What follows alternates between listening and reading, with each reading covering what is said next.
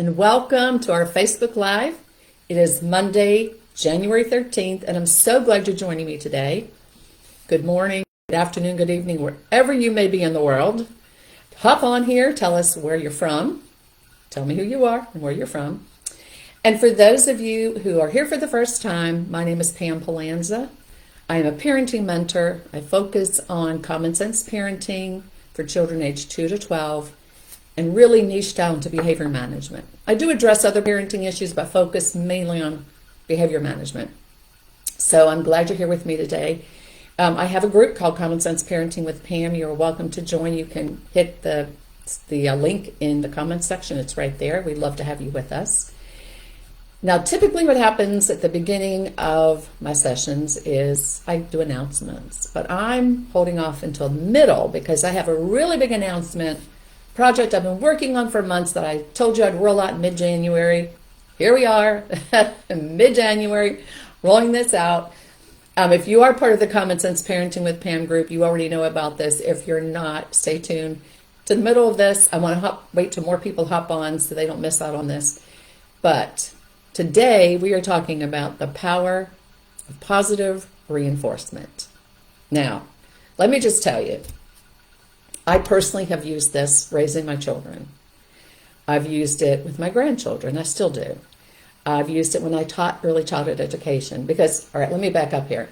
So I'm a mom of 4, a grandmother of 8. I spent 40 years in the early education field, early childhood education field, as a teacher, a parent, a coach, a trainer, a consultant, a quality enhancement specialist.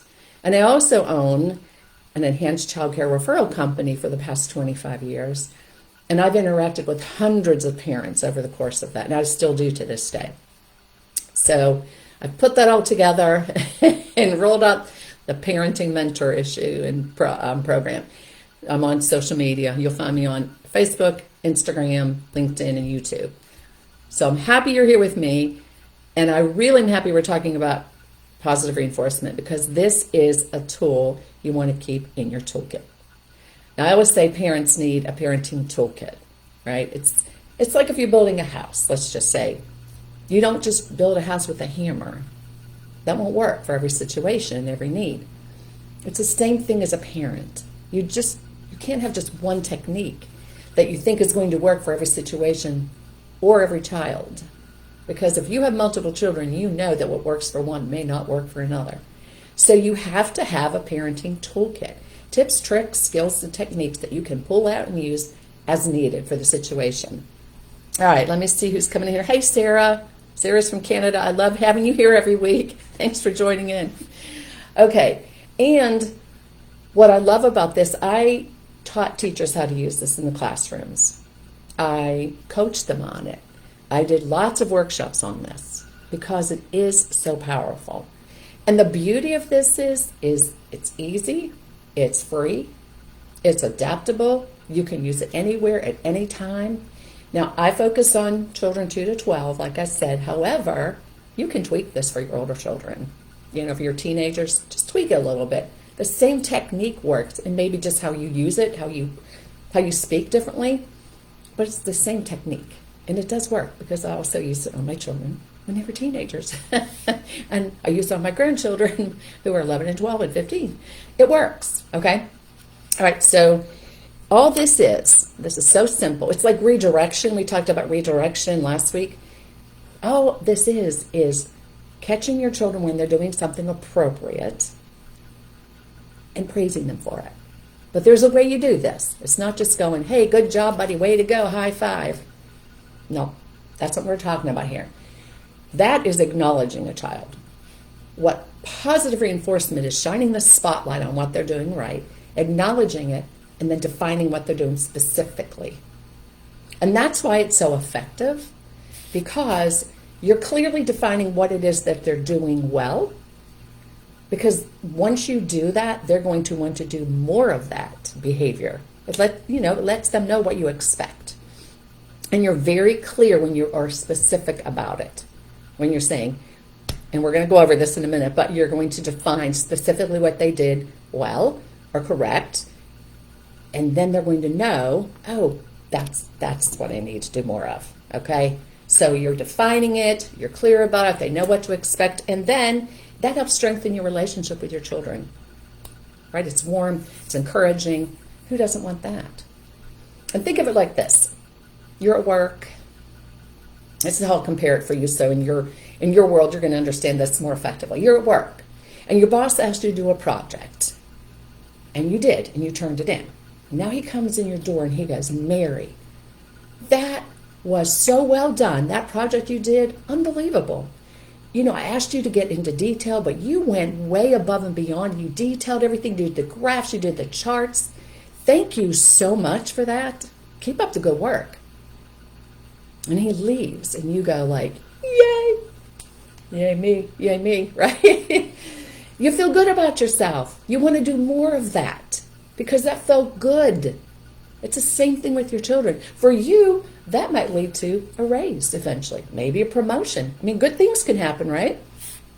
Why wouldn't you want to do more of that? He praised you for it, he acknowledged you, and then he defined specifically what you did well. There you go, and that's all positive reinforcement is. Now let me see who else has hopped in here. Monique, hello from South Africa. Hey. So your children want your attention. We know that. They crave parental attention, whether it's positive or whether it's negative. They want it. Now here's what typically happens. Say it's Saturday, you're home with the children, they're playing, you're cleaning, or you're watching me on social media, scrolling on my reels, or watching the playback of Facebook Live here, because these do go on my website. And everything's quiet because everything's fine. You walk past them, they're being quiet, thank you. You go and do your stuff. And then 5 minutes later, a fight breaks out, or they're arguing over a toy, or somebody hit somebody else. And now you have to stop what you're doing, and you have to go manage that behavior. So you have to pull one of the tricks right out of your toolkit and manage this behavior. You responding to that, now however you choose to manage that, that was a negative behavior that got attention from you. So what they're learning is, and they're not consciously aware of this and plotting this, they're just, when we misbehave, all of a sudden mom's over here giving us her attention. Versus, you're walking past, you see them playing nicely, you comment on it, you acknowledge specifically what they're doing well, and you keep on going. And they're going to start realizing, when we behave, when we do things appropriately, we get mom's attention. And you're going to see, eventually, their behavior is going to change. Now, this is not going to happen overnight. This is not a miracle cure. This is going to be a process, because if you're not doing that right now and they're not used to that, and then you start doing that and they're going to go, she's speaking a foreign language, like we don't understand what's going on here. Okay, so for them, it's going to feel odd at first. And for you, if you're not used to doing it, you're going to have to teach yourself how to do this. That might feel a little weird at first or uncomfortable, but I promise you, if you stay with this, you are going to see a change in their behavior. Okay? So let me see who else has come on here. Emmy, hey Emmy. Karen's on, hey Karen. So let's talk about how you use it. And it's not just verbal. So we're going to talk about that a little bit, but how to use it effectively, because this is so important you use this correctly. It's acknowledging and defining, okay? So let me give you some specific things. So you use praise, but you are specific with your praise. Instead of saying, good job picking up your toys. You say, I love the way you picked up your toys all by yourself. Great job. Okay? So they're acknowledging and defining. So now they know, I picked up my toys by myself. That got some positive attention from mom. Every time she asks me to clean up my toys, I'm going to go do it. Like in the real world, in an ideal world. That's not always going to happen, but let's hope, right? They're going to start associating those together, and then they're going to want to do more of that. Okay, and you always reward or acknowledge the effort, not just the end result. And I think what happens a lot of times as parents, we forget that piece. Say for instance, they're learning to tie their shoes, and they're, sitting there and working hard, working up a sweat, and they get like one loop and start wrapping it around. Well, you praise that part of it. Instead of waiting till they get it to the end, you say, you know what? You should be really proud of yourself, how hard you're practicing. Keep up the good work. So you acknowledged them, you defined what it is exactly what they were doing. Okay, is this making sense? If it is, put yes in the comment section for me. But it's praising the process, not just the end result. Because life is not always just about end results. Sometimes it's just the journey and the process. Okay, what is beautiful about this positive reinforcement is it's immediate. So with young children especially, they don't work well with delayed gratification. So it's not like you can say to your child, oh, thank you for doing that, blah, blah, blah, and in half an hour I'm going to give you this. No, no, no. They need it now. Now, older children, you can delay that gratification some, but if you're younger children, you're 3 to 5s, 2 to 5s, instantly, right? They need that right away. So you catch them doing what they're supposed to do. For instance, wow, you just shared your toys so nicely with your brother. Thank you. It's immediate. You catch them. That's why I said, hi, Tanya. That's why I said, and Kathy, hey, hey, hey. That's why I said when you're walking past your children, stop for a second and acknowledge them. Acknowledge what they're doing. And we're going to talk about not overdoing it, but we're going to talk about that in a minute. And you can incorporate small rewards. So rewards don't always have to be material. It can be maybe extra playtime. Maybe you give them a big hug. Maybe you tell them, you know what? You helped set the table for dinner. Now you can choose dessert tonight. It's a reward. Okay, it's not always material things. It can be. Okay, so there's the verbal praise, right? You're catching them. There's rewarding them in non-material ways. And then there's like the sticker charts, right? The tokens, the allowances. Some people give their children allowances. That's positive reinforcement. That's motivating, trust me. Cash is motivating to anybody. I don't care who you are. I don't care how old you are. So, for instance, when you're potty training your children, and I did the potty training in 3 days book I sold, and it had a sticker chart that went with it, or you created your own sticker chart, that is positive reinforcement. So when your child peed or pooped on the potty and you gave them a sticker to put on the chart, not only did they get positive reinforcement by your praise, now they got the sticker on the chart. And they got some kind of reward from you. It was maybe a piece of chocolate, a little toy car, a goldfish, whatever it is that you chose to use. That's positive reinforcement. That encourages your child to go sit on the potty and try to go again another time and another time and another time until they finally got it, right? That's all positive reinforcement. Say your child, you want to teach them how to make their bed in the morning. Now, I'm not talking, it has to be perfect, not military grade or like in your hotel, but you just want them to pull their covers up in the morning when they get up. You can have a sticker chart on the wall, and every morning that they make their bed, they get a sticker. Well, maybe you can say, well, you get the whole week, then you're going to get a special treat.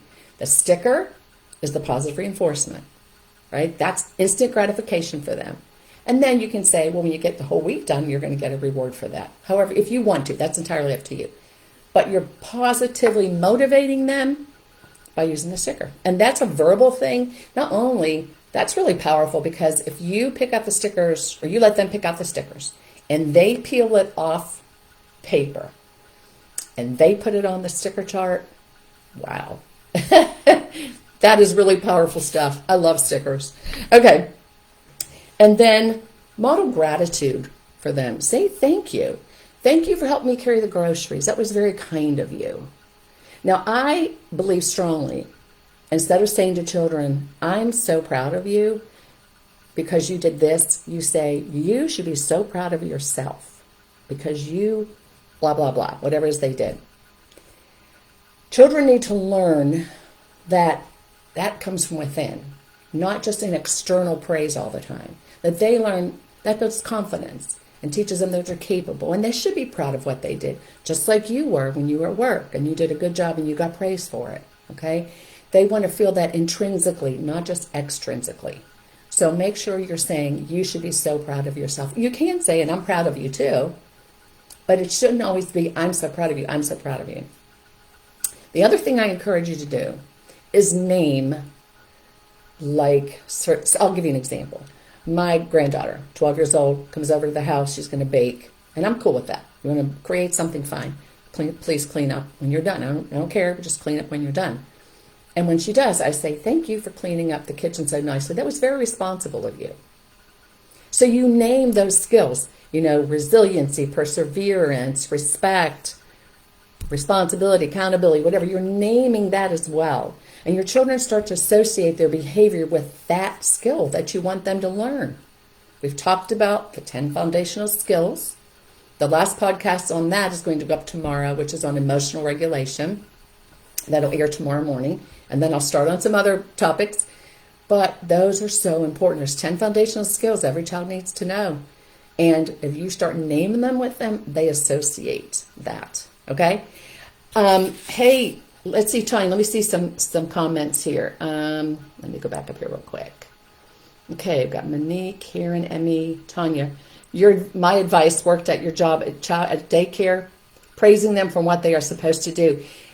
You know what, Tanya, that is so incredible to see in action. And when I would go in and work with teachers in the classroom who typically did not do this, and I would coach them on it, and then they would do it, and they would see the reaction from the children, and their face would light up. Because it really works. It really does work well. And they would be like, wow, this is pretty cool. Hey, Kathy. Okay, redirecting. Yeah, Tanya, definitely the redirecting, positive reinforcement. There's 2 tools in your toolkit right there. Okay, Tanya, you did stickers for potty training and it worked. When they went to the bathroom, they got a sticker on their calendar and you got them a dollar toy. Excellent. That's exactly what I'm talking about. That's the stuff I mean here. Okay, all right. So before I get into common mistakes to avoid, because there are some mistakes you definitely need to avoid here, and we're going to talk about some real life scenarios. I want to tell you what I'm excited about. Now, I have a lot of followers who reach out to me on Messenger or in comment section and ask me specific questions about parenting or about behavior management. I have a lot of followers who say I did not have a good mother role model. I came from a toxic environment or an abusive home, or my mother was not there. I have people who are new parents and say, I'm not sure how to do this. I don't have family around me. I don't have a mother anymore here with me, or she's passed away, and I'm lost about what to do. I have grandparents who are now raising grandchildren and say, wow, parenting has really changed and I need help. Okay, I got a lot of requests like that. So I put together, this is something I've been working on for months and months and months and months. It's called the Common Sense Parenting Vault. And I released it to the Common Sense Parenting group last Tuesday. It is being released to the public tomorrow, but I'm going to release it to you today. So I'm going to put the link up here at the end. And what is so cool about this is a community, but it is also a new resource that will be uploaded every single Tuesday. So lots of content for you. It's exclusive content. This will not be available anywhere else, not on my website, nowhere else, no other platform. This is exclusive to this community. Now, this is a subscription-based program, and for right now, for those of you who joined before the end of January, there's a 20% discount, and then it goes up to the regular price. The beauty of this is there's no contract on this. So personally, I don't like having to subscribe to something that I'm locked into for a year or 6 months. I typically won't purchase those. So I prefer month to month. So that's what I'm doing here. This is a month to month thing. It is a very reasonable fee. And here's the kind of stuff that will be included. There will be ebooks. In fact, there's a 38-page ebook up there right now. There are going to be tip sheets. There are going to be videos, audios, extended podcast episodes, audiobooks on there. There are going to be interviews with parents. There's going to be one-on-one. I'm going to have a parent come on and do a Q&A with them, video it, and put it up there. I'm going to have guest interviews on there. There's going to be so much content on there, it's going to blow your mind. This is stuff. I'm answering the questions people have asked me. I'm trying to get you the content that you are asking for. It is all common sense. It is all for children 2 to 12, and it's focused primarily on behavior management because I have polled my followers. I have talked to them. Behavior seems to be one of the biggest issues parents have. Either not knowing how to manage it effectively, what technique to use, what to do when they're overwhelmed, when their child's throwing a tantrum. And here's what's really cool about this. For those of you who are new parents just starting out, or you don't have family around you to support you, or you're not sure what to do, typically you Google it, You buy a book and read a book, you take a course. It can be overwhelming, quite frankly. This will also include webinars, courses, all in one place. So you don't have to run all over the place trying to figure this out. It's going to be right there in one place for you. And for those of you who are grandparents who reach out to me kind of privately and say, I'm really concerned about the way my children are raising the grandchildren. You can get them subscription to this because they want to intervene, but they don't want to get in trouble and cause conflict in the family. So they're like, how can I side door this? This could be a way you side door. I'm just tossing that out there as an option. Okay. But I'm really excited. I'll put the link up here towards the end. But for right now, let's get on to common mistakes to avoid when you're doing positive reinforcement, because there are mistakes that can be made. Number one is overusing rewards, overpraising. Like, it's annoying when you do that. And your children will tune you out. It will no longer be effective. It's called satiation. You just overdo it too much, or you're overly dramatic about it. Now, I tell parents when you're potty training, get overly dramatic, right? But when you're praising somebody or rewarding them, it doesn't have to be like a big ticker tape parade. You're commenting, you're giving them a sticker, whatever it is you do it, you're excited about it, but you're not like overly enthusiastic about it and constantly doing it, because then it totally loses its effectiveness. And you might as well forget using it for now and put it off for a while, okay? Make sure you don't ignore the small wins. So especially with younger children, when they do something, praise that. Reward them for that. Okay, so it's not just about the big wins or the big end result. It's about the process, and even the small wins need to be praised. And be sincere. Children know when you're full of baloney, and you know that. You don't have to say anything. Your children are picking up on the vibes in the house and the environment. They know what's going on. Even as parents, you don't think they do. They do. And when you're being insincere, they know it. They peg it every single time.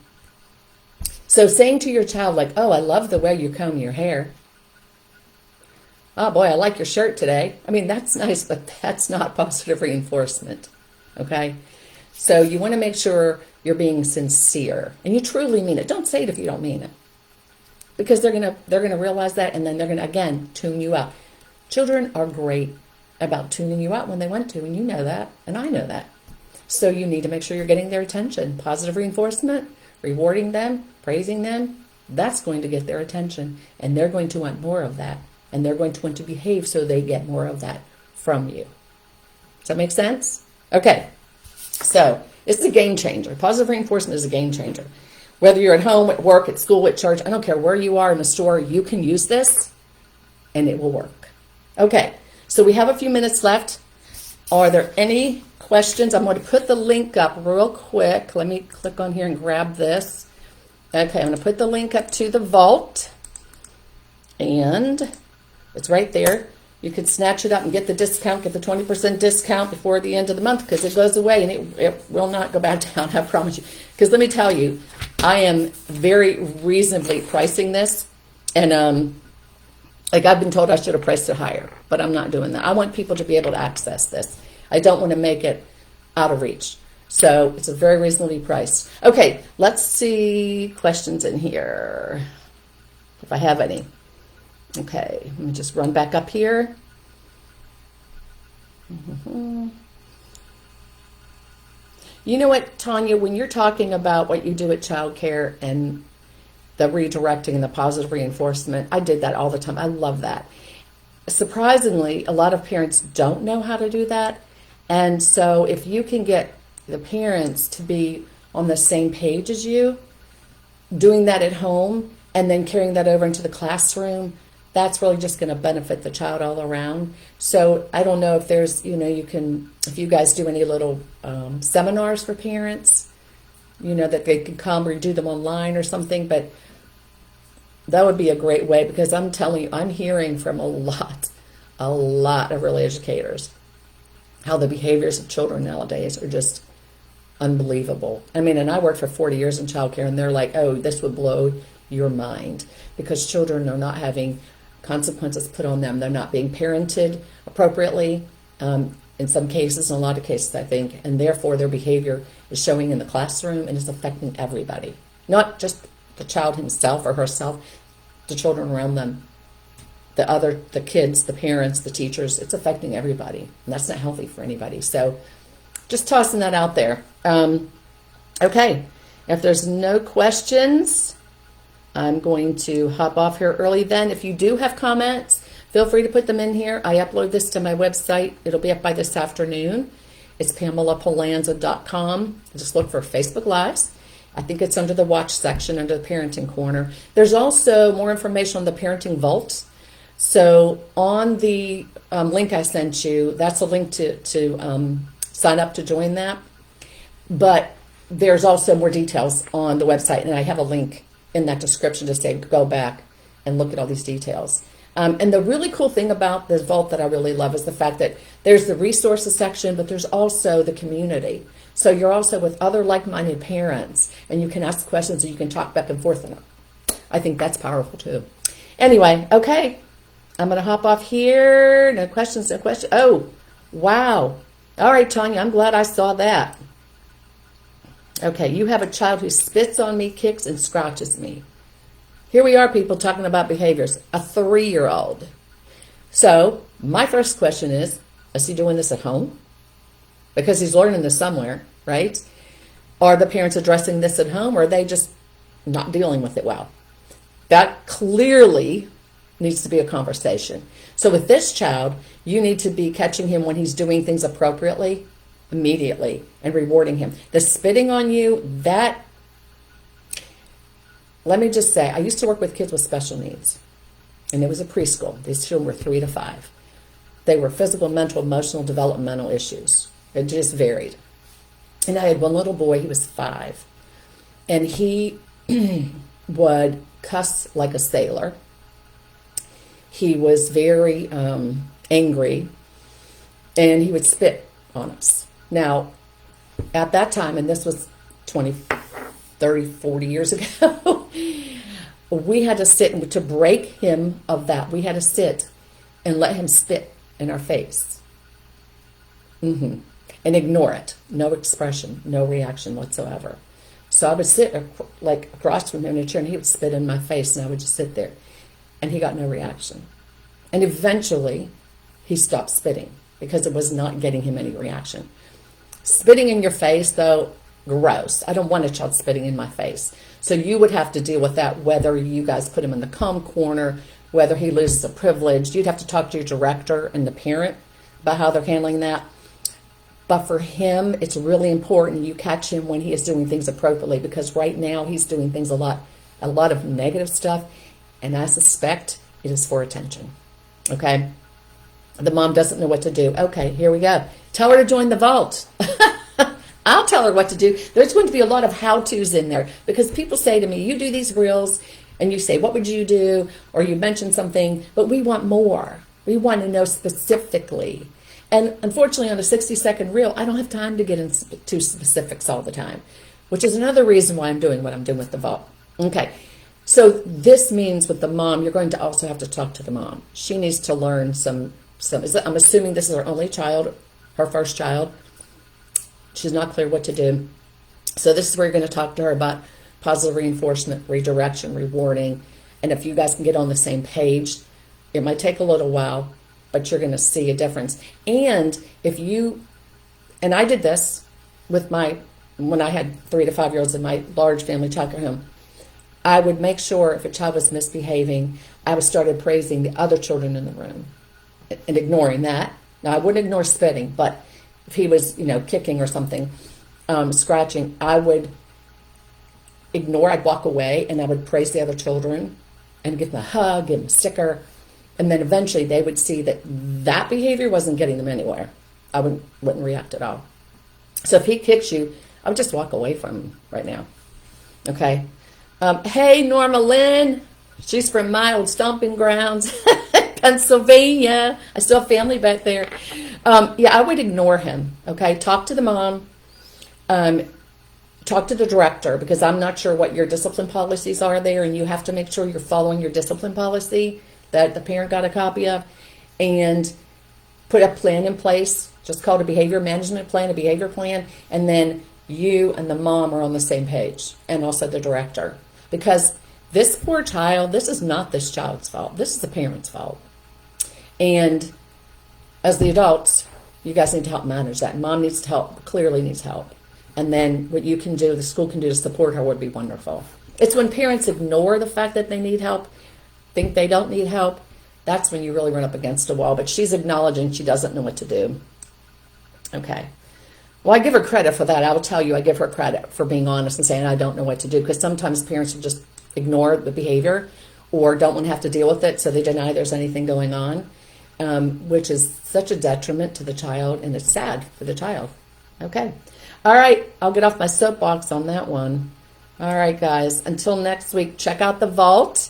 And remember, hug and lug your... Hug and lug? You already probably do hug and lug them everywhere. Hug and love your babies. And I'll see you next week.